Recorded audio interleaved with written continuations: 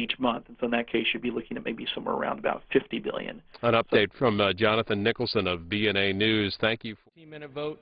Remaining electronic votes will be conducted as 5-minute votes.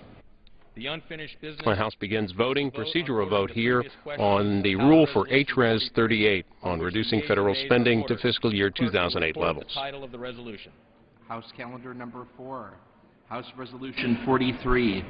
Resolution providing for consideration of the resolution, House Resolution 38, to reduce spending through a transition to non-security spending at fiscal year 2008 levels.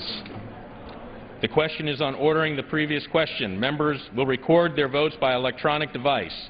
This will be a 15-minute vote.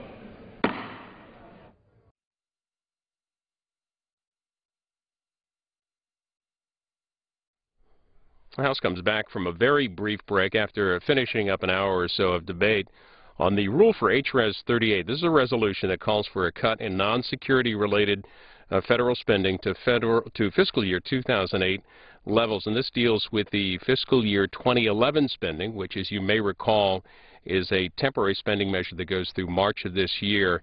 And so this resolution deals with March and after. This would call for a cut in non-security, non-defense related spending to fiscal year 2008 levels. 2 votes here. This is a previous question vote, a procedural vote, and then we expect the vote on the rule itself. We're going to open up our phone lines in just a moment or two to get your thoughts on the budget process so far and where you think the federal budget could be cut. Here are the numbers. If you're a Democrat, call 202-585-3885. Republicans, it's 202-585-3886. Independents and others, 202-585-3887. Please make sure that you mute your television when you call in, and if you've called in and gotten through to C-SPAN and gotten on the air, make sure that you let others call in this evening and weigh in with their thoughts on where the federal government could cut spending. We'll get to your phone calls in just a moment here on C-SPAN. The debate mainly begun by Representative David Dreyer, the chairman of the Rules Committee. We also heard a lot from Chris Van Hollen, who is the ranking Democrat, ranking member on the Budget Committee. I wanted to show you a little bit of the back and forth between Representatives Van Hollen and David Dreyer before we get to your phone calls. The gentleman from Maryland is recognized for... Thank you, Mr. Speaker, and I thank my colleague. Here we go again. As my colleague said, if this was a serious proposal on the budget, you would have a budget number in this document. There is no number in this document. Look, on opening day, our Republican colleagues passed a measure that immediately gutted the pay-as-you-go rule that we have in this body and did an end run around the pay-as-you-go law. A few days later, we figured out why they did that, because they added $230 billion to the deficit over 10 years and $1.4 trillion over 20 years. Those aren't my numbers. Those are the numbers of the independent, nonpartisan Congressional Budget Office with respect to the impact of their effort to repeal health care reform instead of doing what we should be doing, which is focusing on jobs. That measure on opening day also did another thing. It gave the chairman of the Budget Committee unprecedented power to unilaterally pick the budget ceilings, the spending ceilings for this entire Congress. No input from anybody else, no debate, no vote. So all of us thought when this new measure was coming up, maybe now we're going to have some accountability. Maybe this body will have an opportunity to vote on the very important spending ceilings for the United States Congress and for the government. But lo and behold, when you look at the resolution, there's no number. Where's the beef? And I have to say to my colleagues that if you want transparency, why are you hiding the ball? Is the number going to be $100 billion? Is it going to be $80 billion? It's going to be $60 billion? We hear all different numbers in the press out there, and they haven't put it in the measure. Instead, they've said once again, we're going to allow the chairman of the Budget Committee to decide. Now, I have great respect for the chairman of the Budget Committee, but none of us should be contracting out our votes and our responsibilities to another member of Congress. We shouldn't ever do that. Certainly, we shouldn't be doing that on something as important as setting the overall budget and spending ceilings for the United States government. That's irresponsible, and yet that's what this rule will ask every member to do, contract out his or her vote to one person. So why are we doing this? Why are we bringing a budget resolution to the floor with no number? As my colleague said, timing is everything here. This is an opportunity to have a press release tomorrow, the day the President is going to deliver the State of the Union address, to create the illusion that they're making progress on the budget number without a number. Now, we heard from our colleagues on the Republican side, well, you know what? We have to wait for the Congressional Budget Office to tell us what their projections are so we can figure out the magnitude of the reductions. I ask for an additional minute. I yield the gentleman an additional 1 minute. The gentleman is recognized for an additional 1 minute. We asked them, why don't we have the number? They said, well, we got to wait for CBO. We're pleased to hear the newfound respect for the CBO numbers, but here's my point. That's going to happen within 24 hours of tomorrow. 24 hours. We could have a budget resolution with the beef, with the number, so everyone could decide what the ceilings are going to be. No. We got to do it tomorrow. Why? State of the Union address, great press release. Now, I've heard my colleagues say they've got to do this because there was nothing in place in the House from a budget perspective. Well, in fact, the House last year passed a Budget Enforcement Act. I got it right here. It's got a number in it. It's got a number in it like these budget documents have. Gentlemen, yield on that point. I will not. I'd be happy, okay. Mr. Chairman, to I'll yield. I'll yield additional 30 seconds I'd be to the happy. gentleman. I'm happy to yield the gentleman time if he'd. Certainly. I'd like to ask my friend, what was the vote in the House on that budget that my friend is just talking about? I don't remember the exact vote, but it passed, Mr. Chairman. It was deemed. There was never a vote in this institution on it, Mr. Well, Speaker. Mr. Chairman, I thank my friend for yielding. There was a vote on a resolution in the House. If you want to talk about deeming, whoa, this is that 30 seconds I thought came out of the chairman.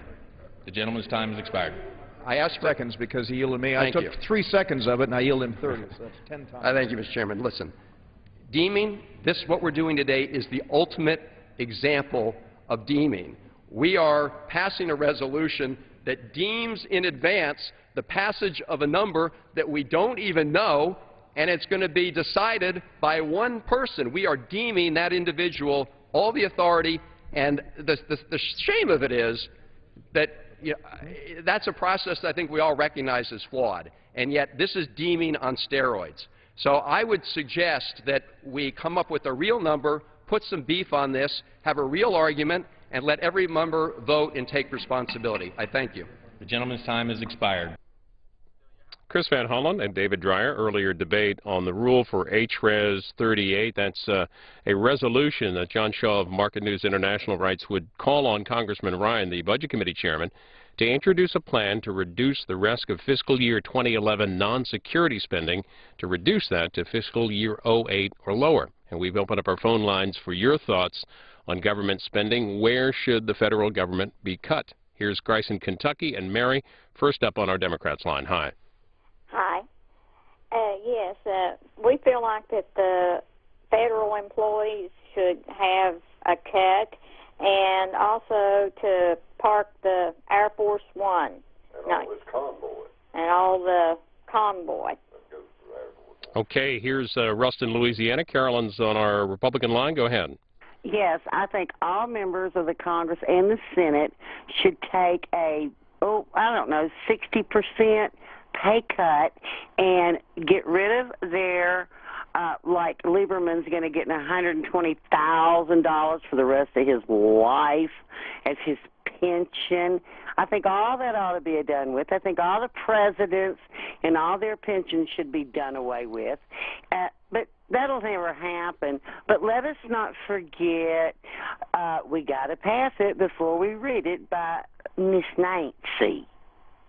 And this is the first step in that process. Again, the rule debate, there are two votes here. This is a previous question vote, 15-minute vote, where Democrats are trying to exempt cuts from to the FBI counterterrorism program, and then a vote on the rule after that. The rule would allow for debate tomorrow, 1 hour of general debate with a motion to recommit considered in that debate tomorrow. Here's Vero Beach, Florida, rather. Claire's on our independent line. I'm in favor of a 10% across the board. Every department in the government should be cut. And I'm a senior citizen. This is what I believe. That's the only way it's fair.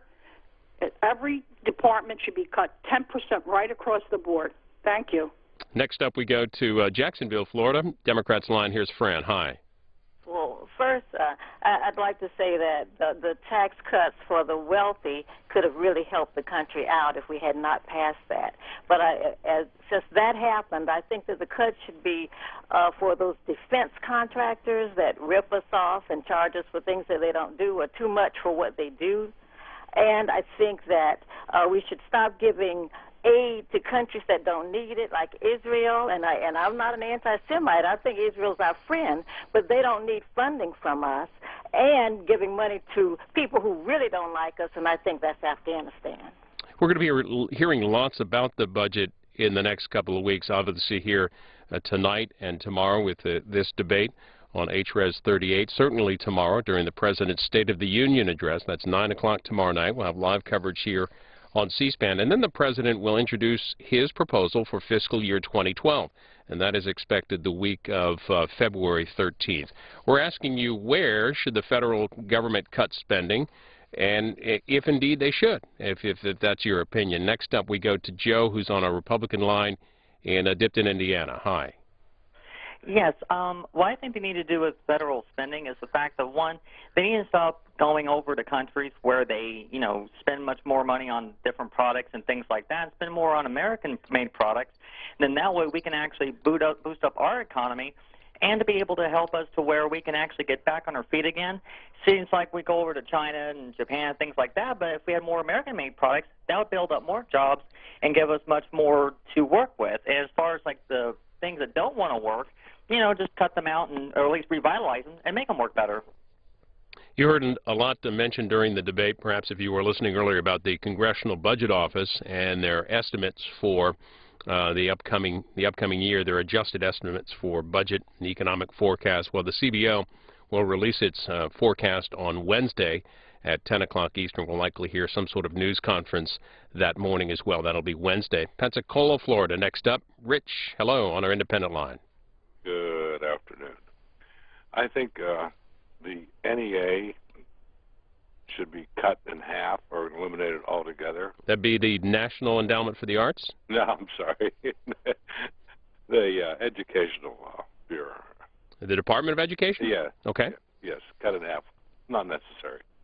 And the EPA should be cut in half or gone completely. That's killing so many jobs. And foreign aid should be zapped to zero. These countries love us so much. All they would love is our money. Stop giving it to them. Fort Lauderdale, Florida. Next, Mark on our Democrats line. What's your thinking on the budget process here, government spending? Basically, what I have to say is a general comment about the way everything is handled in Washington, and this goes to members of the Congress from all sides, and that is what I consider to be equivalent to bribery, and that's the lobbying that goes on every single day in Washington. And we cannot have a true democracy in this country until lobbying becomes illegal. And the fact that this tax break for the ultra-rich had to be set in place and to continue is absurd, especially when we have laws like the assault weapons ban that was in place during the entire Clinton administration, and then it was let to slide by in the Bush administration, and now we've got crazy people running around killing each other and killing innocent people and killing other politicians because they can't get it together. All right, Mark, we will move on to Saratoga, Pennsylvania. I believe it's Ed on our independent line. Hi, this is Ed Cox. I basically wanted to say the following, and that is that we need to cut our foreign aid tremendously. There is really no reason that this country should continue to spend money overseas in other countries when we are having such a tough time ourselves. That's my comment. Thank you, sir. Let's go to Kalamazoo. Is this Zach on our Republican line? Yes. Okay, go ahead with your comments. I think we should cut our job security. I think we should go down to only to a year. You mean unemployment security? Yes, unemployment security Okay. down to a year. Okay. I feel that people are just staying unemployed just too long and just eating off of the money that they're getting and not job searching. And just like the senators, the representative said, there's 15 million people without jobs. And I'm not saying that all 15 million are not searching, but I mean, some of them could just sitting at home and just not job searching. Well, so Zach, I think you're in a state pretty hard hit by unemployment. Are you able to find work? no, How long have you been unemployed? I'm not unemployed. But I mean, I understand how it is. But I'm just saying that I know some people that are unemployed and that are just sitting around saying they don't want to work and just sit and feed off of the government's money. We'll get a couple more calls here. You can see the time winding down. Just to let you know, this is the first in 2 votes here. A previous question vote, which has been a 15-minute vote, and then they will vote on the rule next, the rule for HRES 38. This is the resolution that calls for a cut in non-security related spending back to fiscal year 2008 levels. They will vote on the rule this evening. If it passes, debate tomorrow on the House floor, an hour of general debate, and 1 motion to recommit. Next up is Culver City, California, and Dee's on our Republican line. Hi. Oh, hi. Yes, I agree with everything that everyone else has said. I don't believe we should be giving foreign assistance programs like to Israel. I believe that we should cut our arts. What do we need arts? All these artsy things for? I mean, Culver City is becoming filled with arts. And education also, like in Tucson, they teach the Latinos La Raza. They teach the blacks Black history. I mean, they should be teaching American history. But what really got me was when I heard on one of the news programs that in Tucson, they teach teach La Raza. They teach Mexican history. What? All right, Dee. A couple more calls here. Mount Carmel. This is Curtis on our independent line. Go ahead. Yes. I was concerned about like the one said a while ago of a 10% pay cut across the board. Anywhere from there to probably a 15% wouldn't hurt anything. And the other one is go ahead and continue to take care of the United States before we take care of other countries as well. One more call here, just on that pay cut. A couple of people mentioned that the president has imposed a pay freeze for most federal employees. Albany, New York. Russell, you get the last word here. Democratic caller, go ahead. Yeah, how you doing? I think we need to take a look at our corporate welfare and the whole system and structure of welfare, from the highest end of welfare to the lowest end of welfare. Some of this welfare just is out of control, and it has no place right now. We need to do away with a lot of it. Hey, thank you for your input. Thanks for all the calls. Again, this vote wrapping up the previous question vote, and the rule coming up next on HRES 38.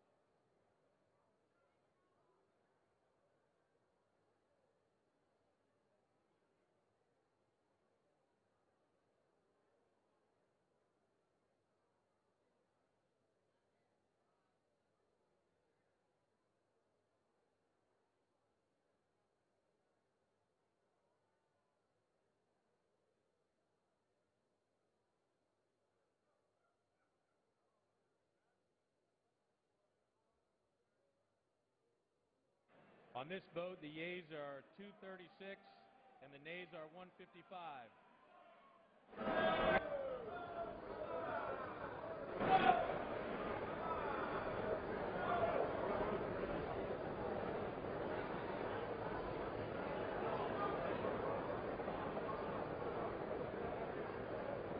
Mr. Becerra.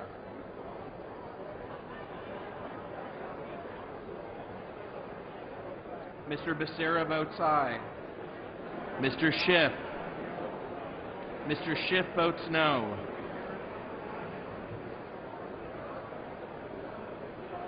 Mrs. Napolitano. Mrs. Napolitano votes no. Mr. Nadler. Mr. Nadler votes no. Mr. David Price of North Carolina. Mr. Price of North Carolina votes no.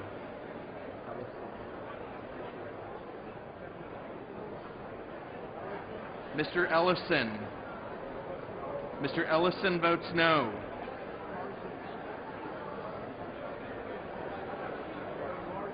Mr. Larson of Connecticut.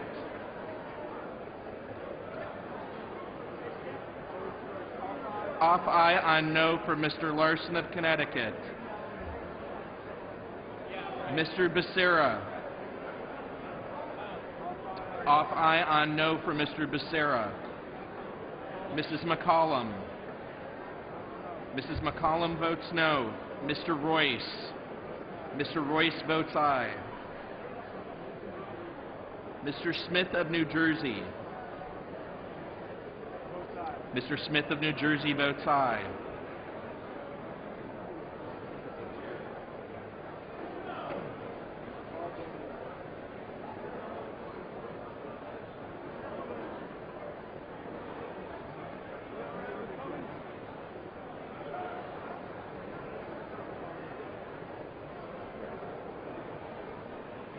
Mr. Cummings.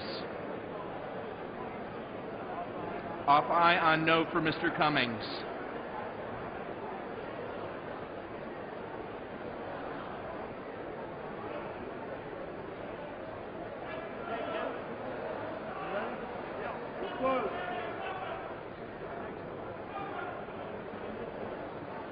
On this vote, the yeas are 238 and the nays are 174. The previous question is ordered. The question is on the adoption of the resolution. All those in favor say aye. All those opposed say no. No. In the opinion of the chairs, the noes have it. Speaker, the gentleman from California is recognized. Mr. Speaker, I ask for the yeas and nays. A recorded vote is requested. Those favoring a recorded vote will rise. A sufficient number have risen. A recorded vote is ordered. Members will record their vote by electronic device. It's a 5-minute vote. So this is the rule vote for HRES 38, a resolution calling for a cut in non-security related federal spending to fiscal year 2008 levels or lower. It's a 5-minute vote. If the rule is approved, the House will debate the resolution tomorrow, and they'll get an hour of general debate, also a motion to recommit. That'll all be ahead of coverage tomorrow of the State of the Union. The President's State of the Union address is at 9 o'clock Eastern, and our coverage here on C-SPAN begins tomorrow night at 8 o'clock Eastern with our preview program. We'll have the President's speech, obviously, at 9.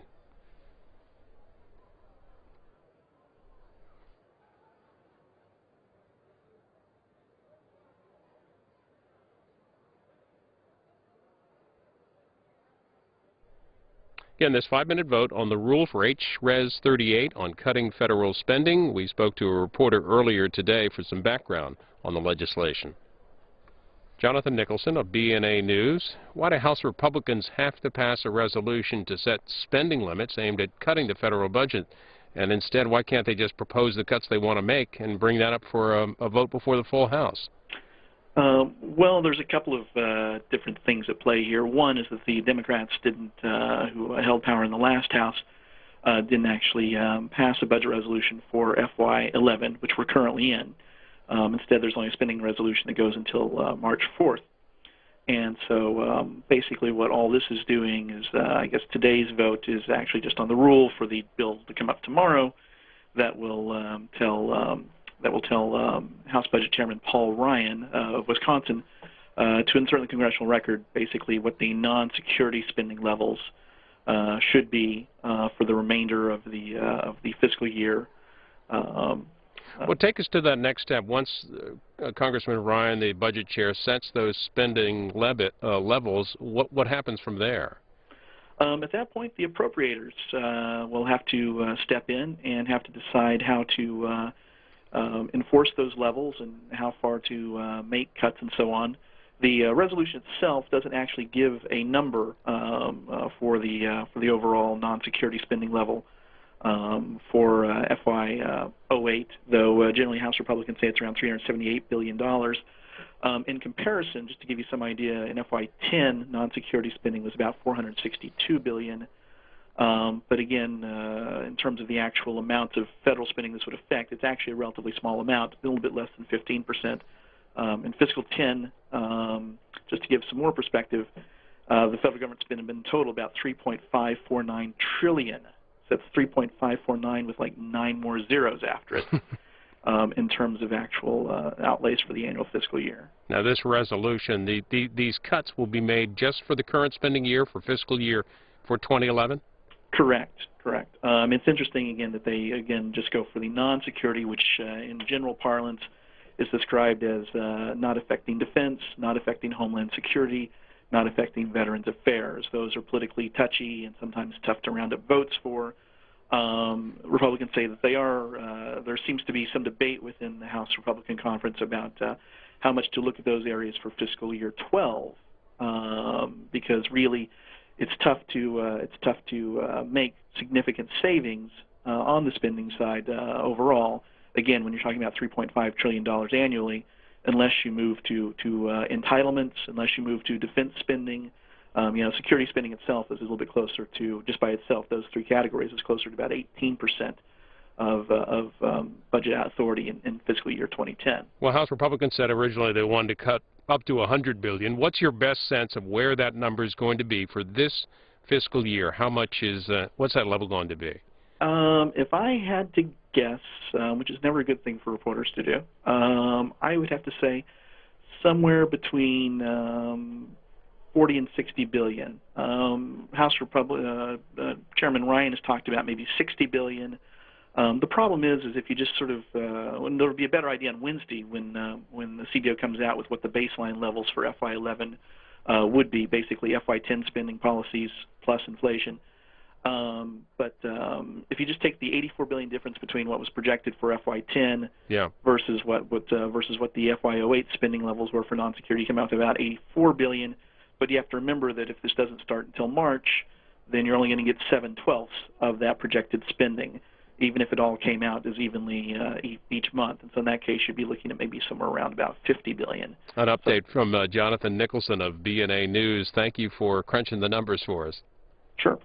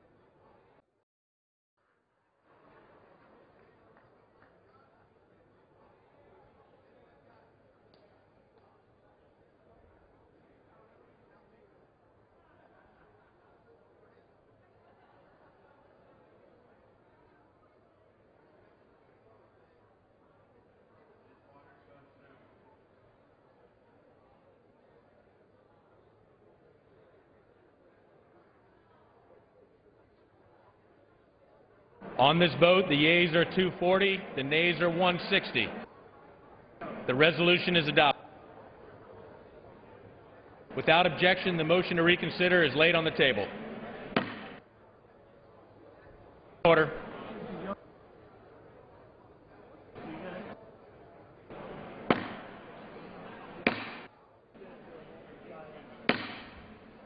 The House will be in order.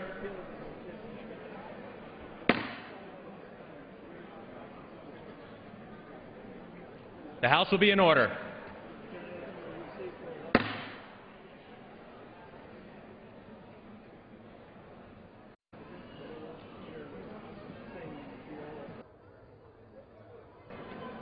The House will be in order.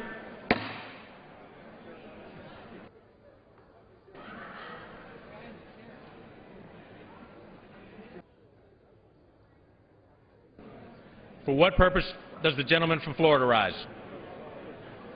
Speaker, I ask unanimous consent to address the House for 1 minute. Without objection. The gentleman from Florida is recognized. The gentleman will suspend. The House be in order. All members, please take your seats.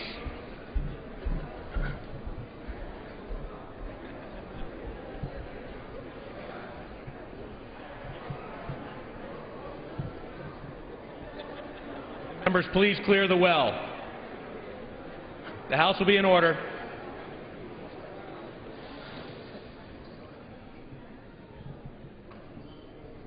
Thank you, Mr. Speaker. Recognized. Mr. Speaker, I rise to inform my colleagues of a tragedy that took place in St. Petersburg, Florida this morning. Two St. Petersburg police officers, Sergeant Thomas Badinger and Officer Jeffrey Lasowitz, were killed in the line of duty. And a deputy U.S. Marshal, whose name I cannot release just yet, was seriously injured while serving a warrant this morning. It's a sober reminder that the men and women who serve us as law enforcement officers put their lives on the line every day. In the past 24 hours alone, 11 law enforcement officers across our nation have been shot in the line of duty. It's my hope that my colleagues will keep the families of Sergeant Badinger, Officer Lasowitz, and our Deputy U.S. Marshal in their prayers during this difficult time. It's also a good time to say thank you for all of those who serve us in uniform at home or abroad. Mr. Speaker, I thank my colleagues for listening to this announcement, and I just say God bless the families of those who were killed and wounded. The gentleman yields back his time. The House will be in order.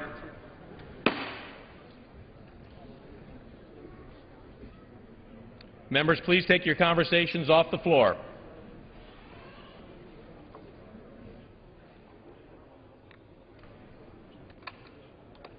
Are there additional 1-minute requests? What is the purpose for the gentleman from Texas rise? Mr. Speaker, I rise to address the House for 1 minute and ask unanimous consent to revise and extend. The gentleman is recognized. Gentleman will suspend. The House will be in order. The gentleman is recognized. Thank you, Mr. Speaker. Mr. Speaker, I rise to commend Mayor Joe Gurecki, a statesman and a friend, for his service as the mayor of Rosenberg, Texas. Mayor Gurecki has served his citizens for 16 years, first as a council member, then as the mayor from 1999 to 2011, making him the longest continually serving mayor in the history of Rosenberg. Mayor Gurecki recently announced that he wasn't going to seek re-election. Joe Gurecki practiced 4 of the basic ideals of fiscal conservatism: accountability, fighting excessive spending, reducing taxes, and providing a safe community for his beloved city. During his 12-year tenure, Mayor Gurecki oversaw a 4-fold increase in property values and a 40% decrease in crime, while simultaneously lowering taxes on the residents of Rosenberg. Mayor Gurecki will be missed as mayor. I thank him and his wife Doris for their service and wish them well in the future. I yield back. The gentleman's time has expired. Any further one-minute requests? What the purpose from the gentleman from Pennsylvania rise? Mr. Speaker, request unanimous consent to address the House for 1 minute to revise and extend. Gentleman is recognized. Gentleman will suspend. The House will come to order. Members, please take your conversations off the floor.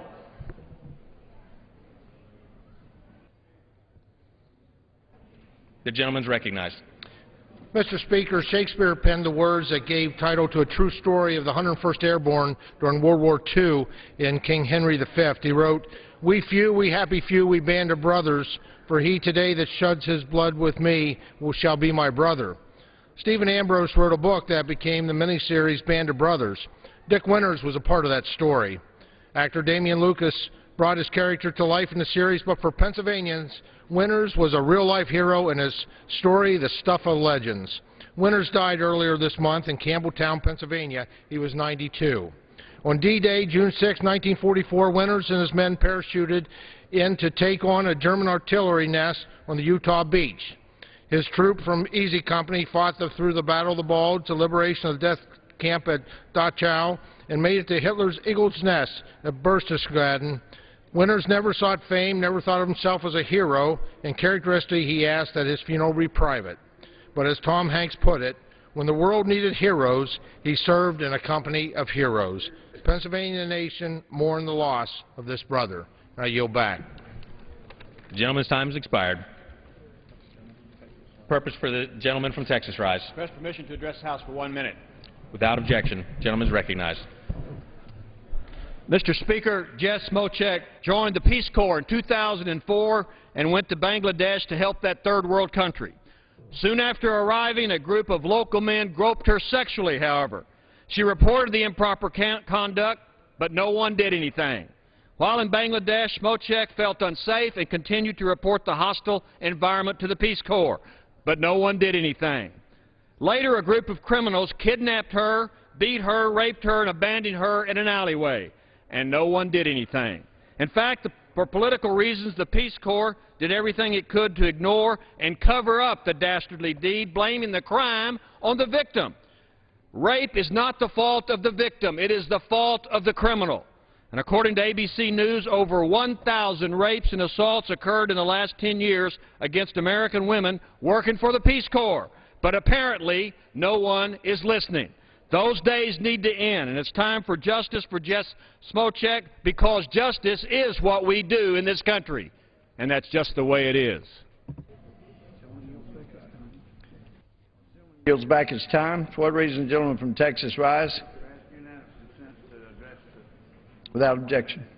Without objection. Mr. Speaker, I'm very troubled by the U.S. Circuit Court of Appeals in the District of Columbia's decision to allow the Environmental Protection Agency to disregard states' rights in implementing the Clean Air Act by seizing control of greenhouse gas permitting activities in our state of Texas. The EPA's regulatory interference in the state permitting process will have a very detrimental effect on jobs and the economy of not just Texas, but potentially the entire nation. The authority for EPA's action is grounded in the agency's endangerment finding, which is based on controversial scientific conclusions regarding the threat and impact of climate change. EPA's pursuit of job-killing regulation is the last thing this economy needs right now. Congress and the Obama administration both owe it to the public to base regulatory action on methods that are beyond reproach. I yield back my time. Gentleman yields back. Any further 1 minute requests? Hearing none.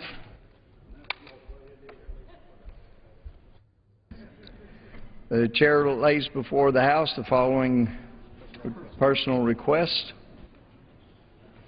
Leave of absence requested for Mrs. Emerson of Missouri for today and the balance of the week. Without objection, the request is granted.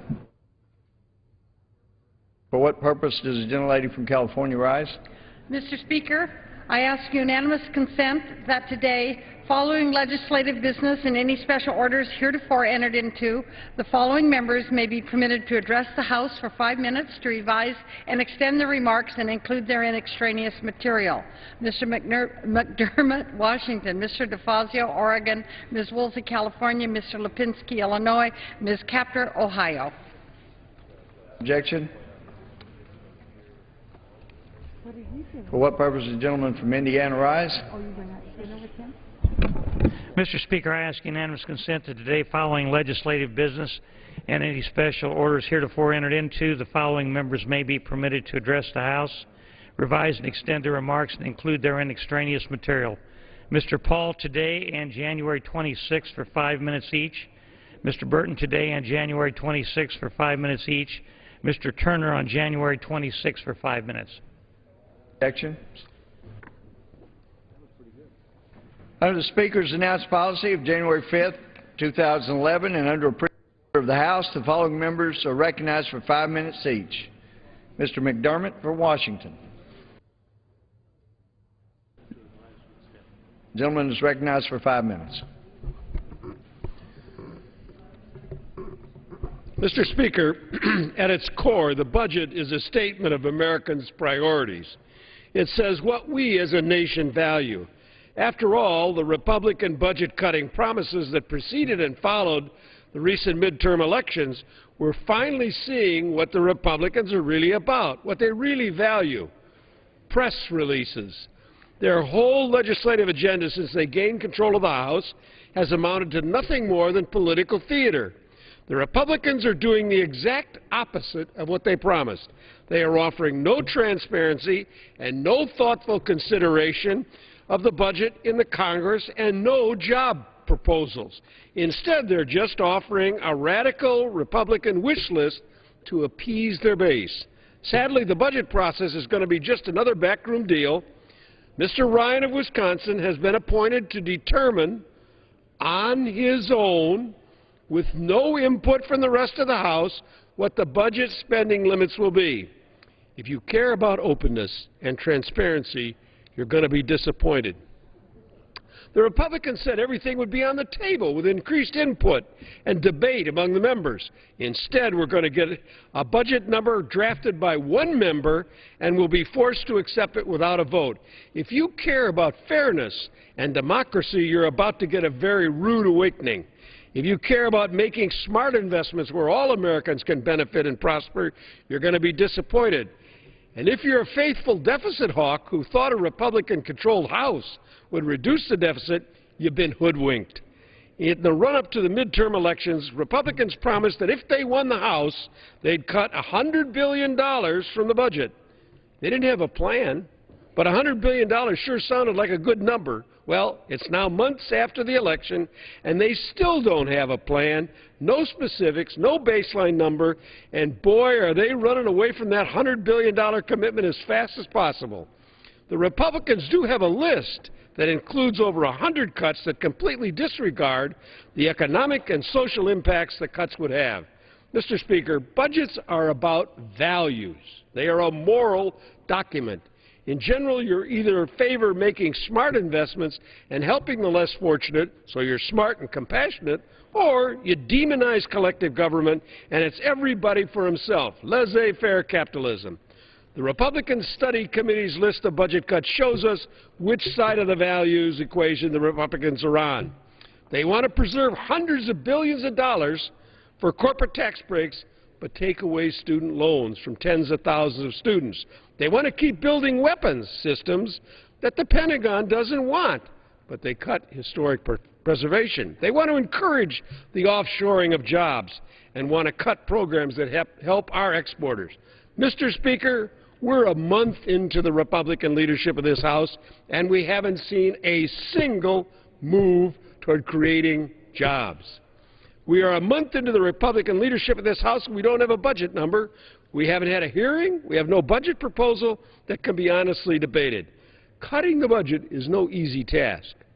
And I strongly encourage the Republicans to end the political theater and think about our country's values and priorities when it comes to laying out the budget. Let's have an open, fair, transparent discussion of job creation. The talk of shifting all the costs of Medicaid onto the states is foolish. You know the poor will suffer with that kind of a proposal. So let's work together toward a responsible budget that reflects that we're both smart and compassionate. I yield back the balance of my time. What reason does the gentleman from North Carolina rise? Mr. Speaker, I ask that I might be able to speak at this time. Gentleman is recognized for 5 minutes. Mr. Speaker, thank you very much. I'm on the floor again tonight. I have said that I intend to be on the floor each and every night that I can be on the floor to talk about bringing our troops home from Afghanistan. I hope tomorrow night when the President gives a State of the Union that he will stay to and keep his word when he said that he'll start bringing our troops home in July of 2011. The reason I'm somewhat concerned, there have been leaders in both parties, primarily on the Senate side, that have said they think that they need 4 more years in Afghanistan. Well, you know, that might be a dream, but that's all it is a dream. You're not going to change history. History has spoken many, many times, from Alexander the Great to the English to the Russians, that Afghanistan is a vast country of many, many tribes, and they never have had a national government, and they're not under Karzai. He's corrupt. He's very corrupt. So I hope that the President will stick to his timetable of bringing our troops home beginning in July of this year, and that he will not be swayed by anyone that says, well, just 4 more years. And I say this for this reason. I remember, on the Armed Services Committee, I remember a few years ago when they were telling us these generals would come in, and I respect each and every one of them, and they would say to us, well, we're making progress. We're training the Afghans to be policemen. We're training the Afghans to be soldiers. Well, we're 10 years later, we're not, you know, we're still training. How much more can you do? It's costing us $8 billion a month. And more important than the money is the lost lives and the lost bodies, the broken bodies of our men and women in uniform. Recently, I had the opportunity, privilege, and to go to Walter Reed in Bethesda. And, Mr. Speaker, for the first time before I walked into this young soldier's room, I was told out front by the major that escorted me that he has no body parts below his waist. They've all been blown away. Then I had the opportunity to see a Marine sergeant at the same visit who had been to Afghanistan 4 times. And on the 4th tour, he had his left leg blown off. What in the world are we trying to do? Why don't we understand from history? Nobody's going to ever conquer Afghanistan. So therefore, I hope the President will stay to his word and start bringing our troops home. We're spending $8 billion a month in Afghanistan, and yet throughout America, including my district, the 3rd District of North Carolina, we can't even fix the roads. We can't even fix these schools because we're spending money we don't have that we're borrowing from the Japanese, the Chinese, and UAE and these other countries. It's time that this Congress speaks up and listens. 63% of the American people say it's time to get out of Afghanistan. So I hope that the President will speak tomorrow night about Afghanistan. I hope that he will say that he intends to start bringing our troops home this year. Mr. Speaker, just another couple of points and then I will conclude. I have here photographs of Marines from the Camp Lejeune area, which is in my district, and they're young, anywhere from 19 to 38 of age, who've given their life for this country. And yet many times I wonder here in Congress, why don't we bring up this issue of bringing our troops home from Afghanistan. So, Mr. Speaker, tonight I want to thank you for giving me this chance to speak.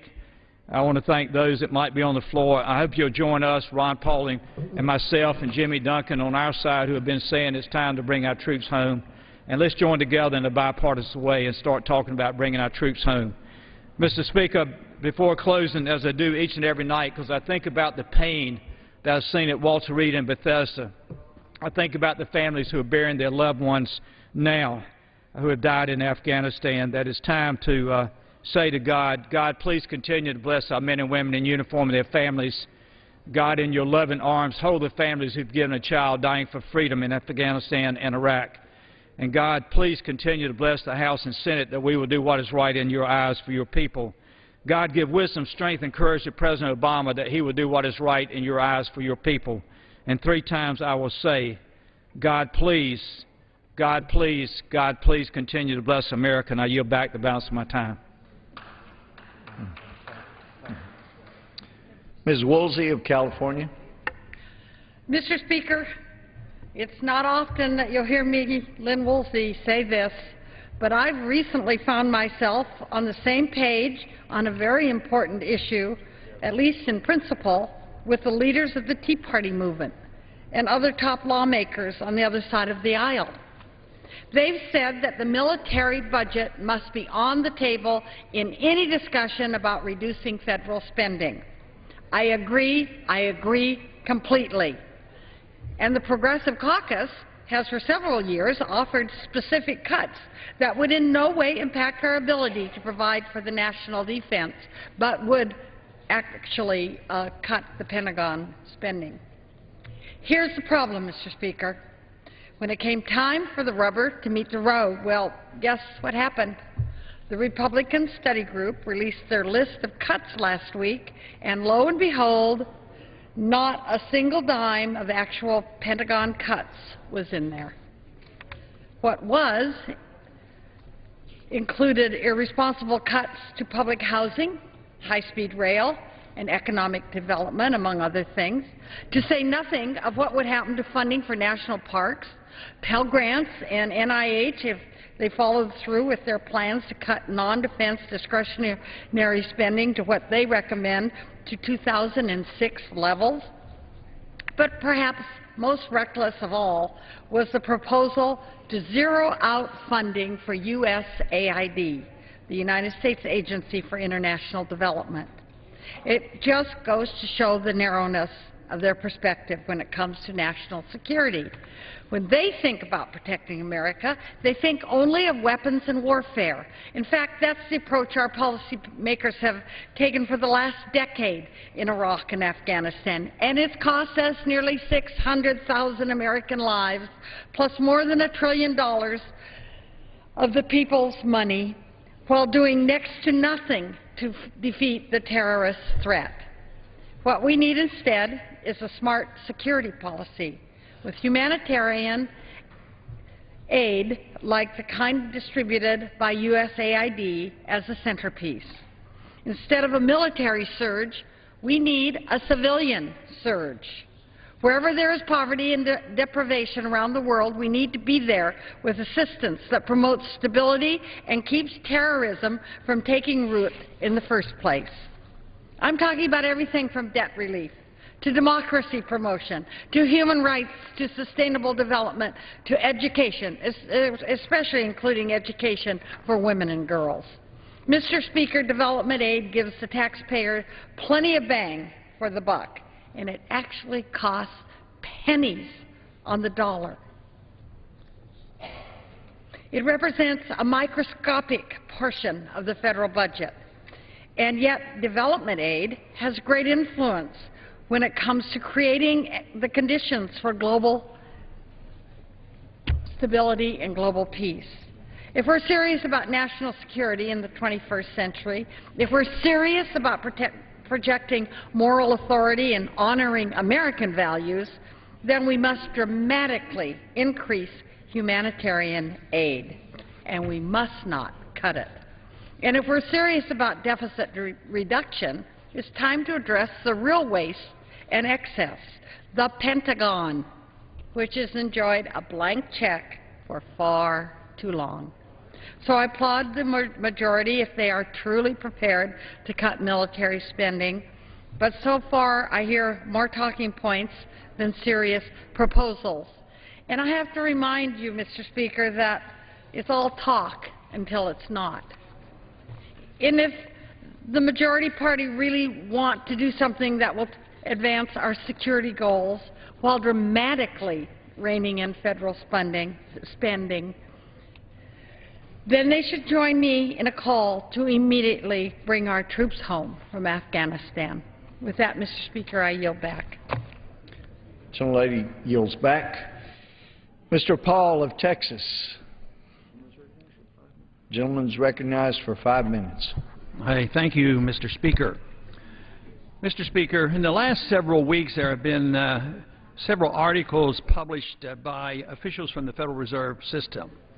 And this is a little bit unusual because they're critical of anybody who criticizes them and critical of me in particular. They want to accomplish in these articles they're trying to discredit anybody who disagrees with their policies, and they're very defensive of this. They have argued the case that they should have total secrecy, and in this total secrecy, I claim they have tremendous power to do the things that they want to do. And it's only been recent that the American people and this Congress has awakened to this, and although we did not get a full audit of the Fed last year, we did get a partial audit of the emergency funding. But still, their argument is, the Fed's argument is that they have to have total independency while the American people believe there should be transparency. The Fed's argument is that they literally are the saviors of the economy, that they came in as an emergency when the markets were crashing, and they were able to rescue the entire world economy by their injection of hundreds of billions, if not trillions, of dollars. The fallacy of all this is that they may have rescued some banks and they may have rescued some big businesses, but they didn't rescue the American people. The consequence of all this has been high unemployment, the people losing their houses and can't pay their mortgages. So their claim that they prevented a deep depression, they're claiming they prevented a depression for some very wealthy, well-connected people on Wall Street who were making a lot of money anyway in the bubble period of time, and now the people who are suffering the most are the average people who have had to suffer the consequence of the Federal Reserve policies. This is a policy that punishes the innocent people and actually rewards the guilty people and the people who were the beneficiaries.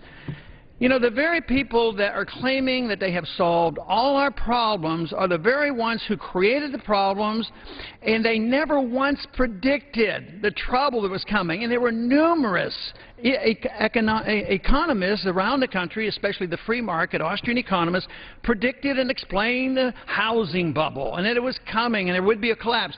But the people at the Federal Reserve who now are claiming that they solved all our problems never once said that we could be in trouble. And when asked, they said, no, there's no housing bubble. Where do you get all this? So now we are supposed to believe everything they tell us. They created it. They didn't tell us there was trouble coming, and now they've solved all the problems, and we're not supposed to question this. And if we do, then we're going to be on the receiving end of severe criticism. You know, the conclusion of many of these articles has been that they want to deflect the concentration on the Federal Reserve.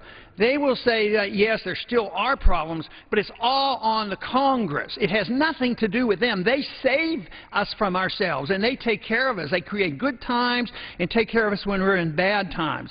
But the whole thing is, they claim that our deficits are a problem, and I agree with them on that. The deficits are a problem. But if you think about it, why do the deficits get run up?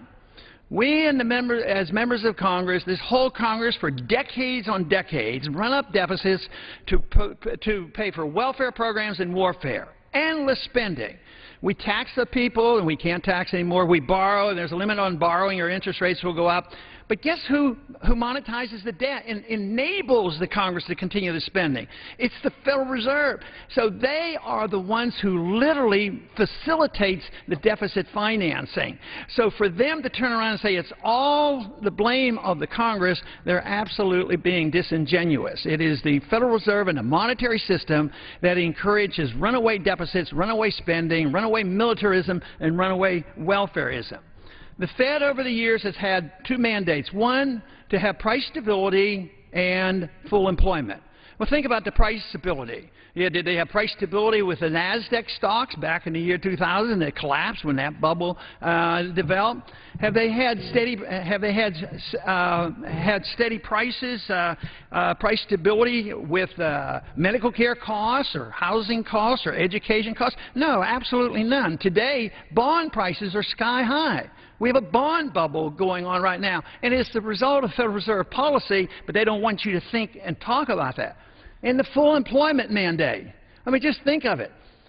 The government, our government, labor and statistics admit there's 9.5% unemployment, and then they say, well, if you count more people who are partially unemployed, it's 17%. But you know, if you have a free market approach and count everybody who's unemployed, our unemployment rate is 23%. That's why the American people are feeling lousy about what's going on, even though Wall Street once again is making money, the banks are making money, they're repaying their bills, but it's all because of a collusion between the Federal Reserve System, the banks, and the large corporations, while the people are still unemployed.